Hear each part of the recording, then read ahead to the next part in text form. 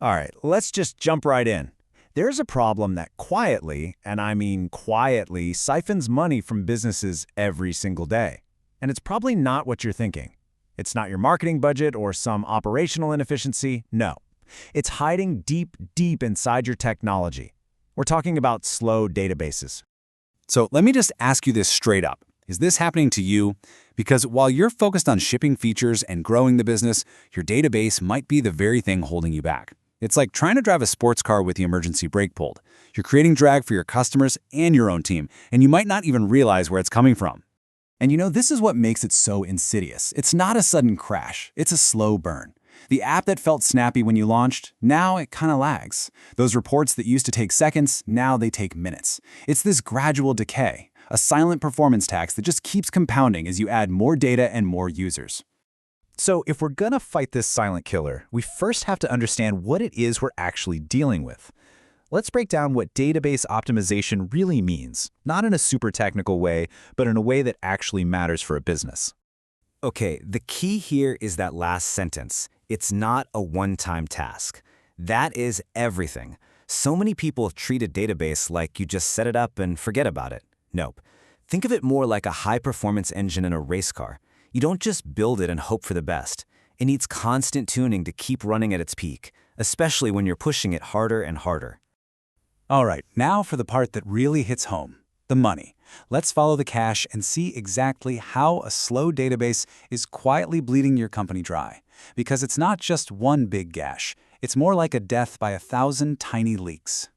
Get ready for this number, because it's a bit of a gut punch. 7%. For every 100 millisecond delay, that's less than the blink of an eye, your conversion rate can drop by 7%. And that little delay, it's almost never someone's slow Wi-Fi. It's your database, struggling and straining to find the information your customer just asked for. And that's the thing, right? Your users, they don't know what an inefficient query is, and they definitely don't care. All they know is your website feels clunky or your app is sluggish. They're not going to file a support ticket. They're just gone. They'll sigh, close the tab, and head straight to your competitor. But the bleeding doesn't stop with lost sales. Oh no.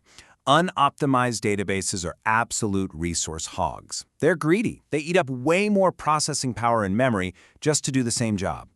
And what does that mean for you? It means your cloud bill can be 30, even 40% higher than it needs to be. You're literally paying more money for worse performance. And then there's the damage it causes internally. Just think about it. Your team's staring at a spinning wheel, waiting for a simple dashboard to load. Your best developers, who should be building amazing new features, are instead stuck putting out performance fires. And maybe worst of all, making a huge business call based on a report that's out of date simply because the real query timed out and never finished. And this right here, this just lays it all out in stark black and white. Look at the difference. It's night and day. On the left, queries take seconds. The server's CPU is just screaming for help, pegged at almost 100%. And that cloud bill? Ouch. But then look at the optimized column. Queries are lightning fast. The server's just cruising. The monthly cost drops by over $1,500 and the app basically stops throwing errors. This is the incredible ROI we're talking about. Okay, so we get it. The damage is real. The next obvious question is why? Why does this even happen? Well, the good news is it's rarely some deep, dark mystery. It almost always comes down to a few very common and very fixable problems. Here they are, the usual suspects. Think of this as the most wanted list for performance problems. Things like missing indexes. That's the equivalent of trying to find a chapter in a huge book that has no table of contents. It's just slow and painful. And then there's the infamous N+1 query problem, which sounds techy, but the concept is actually incredibly simple, and we're going to hit that one next. I absolutely love this analogy because it makes it so clear. Imagine you need 50 items from the grocery store. You would never ever drive to the store, buy one item, drive home, then drive back to the store for the next item, and so on 50 times. It's absurd! But that is exactly what the N+1 problem does. It makes one trip to get the list, and then makes 50 times more individual trips for the details. It is wildly inefficient, and it happens all the time. So knowing the problem is half the battle, for sure. But now let's talk about the solution. Let's shift gears and look at a practical, high-impact plan that pretty much any team can start putting into action. Here it is. This is your roadmap. Step 1.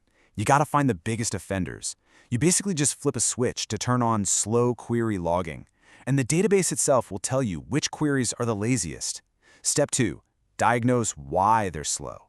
Use a tool to literally ask the database to explain its plan for getting the data. Step 3. Fix the problem at its root, which often means fixing the code in your application, not just the database. 4. Be smart. Start using caching for data that gets requested all the time so you're not bothering the database unnecessarily. And finally, number 5, and this is the most important one, build good habits. Make reviewing database changes a standard part of your process, so you're preventing problems before they even start. I mean, this quote just says it all, doesn't it? This isn't just about making engineers happy or hitting some abstract tech metric. We're talking about a core business issue. Full stop. It directly impacts your money, your customers, and your ability to compete. So I'll leave you with this final thought to chew on. After seeing all this, from the abandoned shopping carts to the bloated cloud bills to the frustrated employees, what invisible tax is your business paying right now for a database that's just good enough? The answer might genuinely shock you.